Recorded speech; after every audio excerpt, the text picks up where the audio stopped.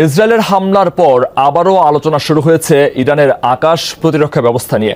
পরমাণু সক্ষমতা, ক্ষেপণাস্ত্র এবং ড্রোন প্রযুক্তিতে বড় সফলতা পেলেও এয়ার ডিফেন্স সিস্টেম পিছিয়ে রয়েছে ইরান, এমন প্রসঙ্গ উঠে এসেছে বারবার। শুক্রবার ইস্পাহানে ইসরায়েলি হামলা যেন সেই ঘাটতি দেখিয়ে দিল চোখে আঙ্গুল দিয়ে। ডিজাইন, এলিগেন্স, বিউটি, সেরা পণ্য সবার জন্য।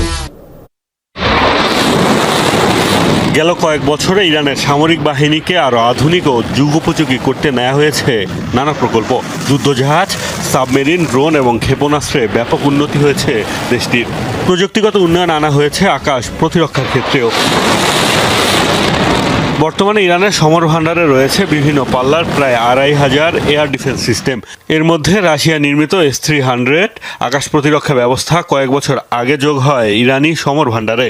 এছাড়াও তেহরানের সমর ভান্ডারে রয়েছে বাভার Mi-23-র মতো আকাশ প্রতিরক্ষা ব্যবস্থা।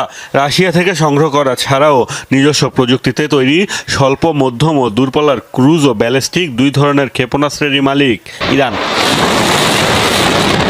তবে ইসরায়েলি কিংবা মার্কিন হামলা ঠেকাতে এসব প্রতিরক্ষা ব্যবস্থা কতটা সক্ষম তা নিয়ে ছিল শঙ্কা। শুক্রবার ভোরে ইস্পাহান শহরে ইসরায়েলের হামলার পর সেই শঙ্কাই যেন সত্যি হয়েছে। চোখে আঙুল দিয়ে দেখিয়ে দেওয়া হলো মার্কিন কিংবা ইসরায়েলি মিসাইল ড্রোন যতটা অত্যাধুনিক ততটা কার্যকর নয় ইরানের প্রতিরক্ষা ব্যবস্থা। এদিকে ইসরায়েল ছাড়াও এখন ইরানের জন্য চ্যালেঞ্জ দেশটিকে ঘিরে থাকা মার্কিন ঘাঁটি।